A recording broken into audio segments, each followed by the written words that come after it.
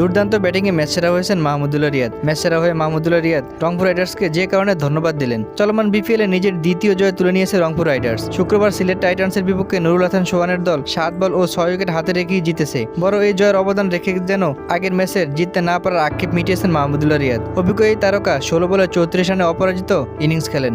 Match পরবর্তী সংবাদ সম্মেলনে এসে রংপুর রাইডার্স এবং প্রধান নির্বাহী ইশতিয়াক সাদেকের প্রতি কৃতজ্ঞতা প্রকাশ করেন। মূলত বিপিএল নিলামের প্রথম মাহমুদুল্লাহ রিয়াদ ও মুশফিকুর রহিমকে নিয়ে কেউ আগ্রহ দেখেনি। পরে তাদের প্রতি সম্মান রেখে রংপুর রাইডার্সের কর্মকর্তা ইশতিয়াক সাদেকের প্রস্তাবে 2 ক্রিকেটার আবারও বি ক্যাটাগরি থেকে তোলা হয়। শেষ পর্যন্ত রংপুর রাইডার্স যুক্ত হন মাহমুদুল্লাহ রিয়াদ। রংপুর ফ্র্যাঞ্চাইজিকে ধন্যবাদ জানিয়ে মাহমুদুল্লাহ বলেন, আমি সত্যি ইশতিয়াক সাদেক ভাই এবং রংপুর রাইডার্সের ফ্র্যাঞ্চাইজিকে ধন্যবাদ জানাতে চাই, কারণ শুরুতে আমাকে কেউ নেয়নি, তারপর তারা আমাকে এই সুযোগটা করে দিয়েছে। আমিও বিপিএল খেলতে চেয়েছিলাম। এই সুযোগ পাওয়ার পর আমার ভেতরে একটা তাগাদা কাজ করছিল ফ্র্যাঞ্চাইজি ও টিম মালিকদের জন্য, কোচ আর অধিনায়কের জন্য নিজের সামর্থ্য প্রমাণ করার।